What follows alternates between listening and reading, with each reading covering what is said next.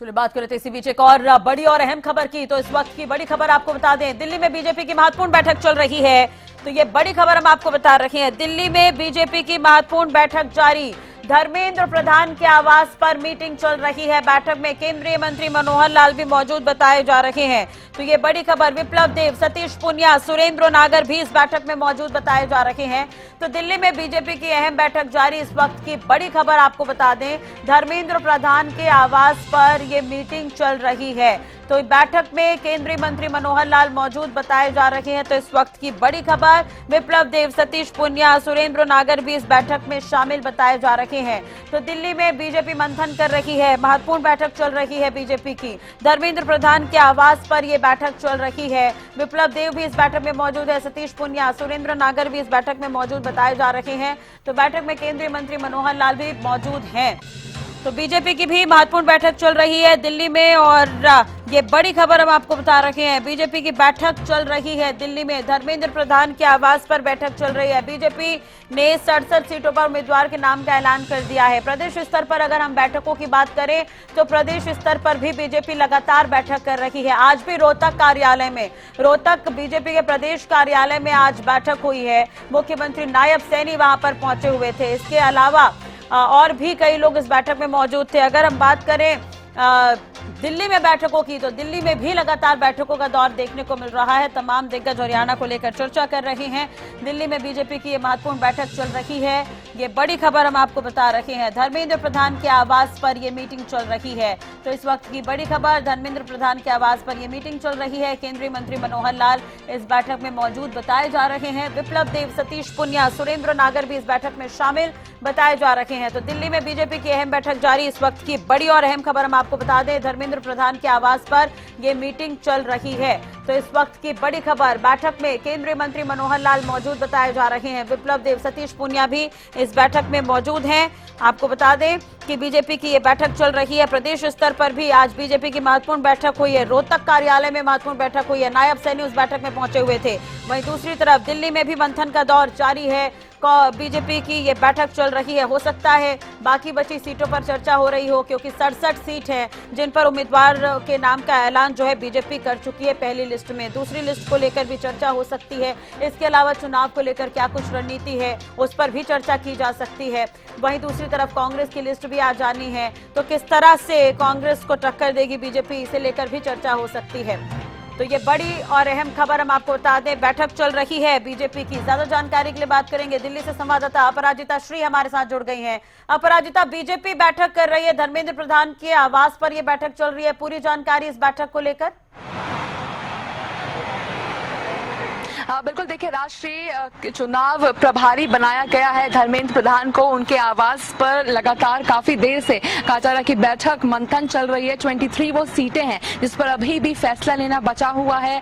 67 सीटों को लेकर के उम्मीदवारों के नाम हालांकि सामने आ चुके हैं। वहीं बची हुई सीटों को लेकर के अभी भी मंथन जारी है। इस बैठक की अगर मैं बात करती हूँ तो देखिए, चुनाव प्रभारी धर्मेंद्र प्रधान के आवास पर यह बैठक हो रही है। धर्मेंद्र प्रधान खुद इस बैठक में मौजूद है। इसके अलावा चुनाव सह प्रभारी विप्लव देव, साथ ही प्रदेश प्रभारी सतीश पूनिया, इसके अलावा प्रदेश सह प्रभारी सुरेंद्र नागर इस बैठक में मौजूद है। इसके अलावा केंद्रीय मंत्री मनोहर लाल भी इस बैठक में मौजूद है।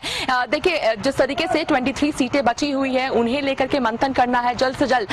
बीजेपी के सूत्र बताते हैं कि जल्द से जल्द 1 से 2 दिन में कहा जा रहा है कि लिस्ट बची हुई नामों को लेकर के जारी कर दिया जाएगा। अब देखिए, इंतजार है क्योंकि बिल्कुल जिस तरह से आपने जिक्र किया कि कांग्रेस की भी लिस्ट आने वाली है, वहीं दूसरी ओर देखिए कि अब 23 सीटों को लेकर के भारतीय जनता पार्टी में लगातार बैठकों का यहाँ पे दौर देखने को मिल रहा है। काफी समय से कहा जा रहा है कि ये बैठक चल रही है। अब देखने वाली बात है कि क्या निष्कर्ष यहाँ से निकल कर आता है। हालांकि देखिए, 23 सीटें आसान नहीं रहने वाली है भारतीय जनता पार्टी के लिए, क्योंकि देखिए, कभी अगर जब 67 सीटों की हम बात करते तो जिस तरीके से घमासान भारतीय जनता पार्टी में देखने को मिला था, तो 23 सीटों को लेकर के वो कह सकते हैं कि एक फूक के कदम बीजेपी को लेने होंगे। वहीं देखिए, कई चर्चाएं भी सीटों को लेकर के चल रही है कि किस तरीके से 23 विधानसभा सीटों पर बीजेपी की जो उम्मीदवार की घोषणा बाकी है, वहीं पर देखिए 23 सीटों में जो 7 मौजूदा विधायक हैं वो भी शामिल है। इसके अलावा देखिए किस तरीके से उनके नामों पर भी कहीं ना कहीं हम कह सकते हैं कि उनके अंदर भी कहीं ना कहीं चर्चा चल रही है कि क्या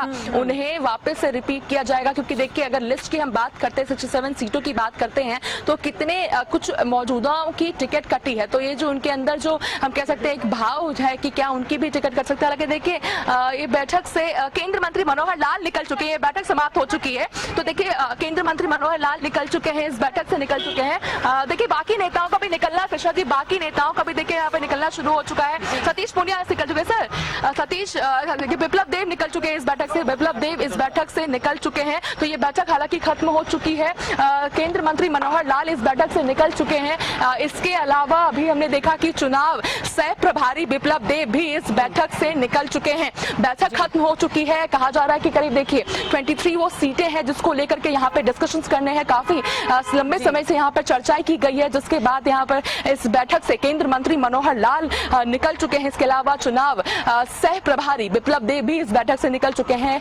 बाकी भी नेता अब इस बैठक से निकलते हुए हमें नजर आएंगे। तो काफी लंबे समय से ये बैठक चल रही है। बहरहाल अगर टिकटों की हम बात करते हैं तो देखिए जिस तरीके से विधायकों की बात करते हैं तो काफी उनके अंदर भी एक डर बैठा हुआ है, कहीं ना कहीं वो जायज भी है। जिस तरीके से कई विधायकों की टिकट भी कटी है, कुछ मंत्रियों की भी टिकट कटी है। तो अगर मंत्रियों की हम बात करते हैं तो जिस तरीके से देखिए कुछ मंत्री हैं, चाहे मंत्री डॉक्टर बनवारी लाल की हम बात करते हैं, साथ ही इसके अलावा सीमा त्रिखा की भी अगर बात करते हैं तो उनको भी लेकर के कि क्या उनके अंदर भी एक संशय का विषय है, उनके लिए भी एक डर उनके अंदर भी कहीं ना कहीं बना होगा कि क्या उन्हें रिपीट किया जाएगा या फिर उनकी टिकट भी कट सकती है। हालांकि देखिए अगर हम वरिष्ठ नेताओं की बात करते हैं तो सबसे पहले अगर कृष्णपाल गुर्जर की बात करते हैं तो देखिए उनके अंदर भी वो भी अपने बेटे को कहीं ना कहीं फील करना चाहते हैं। तो क्या विश्वास जताएगी उनके बेटे पर भारतीय जनता पार्टी, विश्वास जताएगी, ये खुद में देखने वाली बात होगी।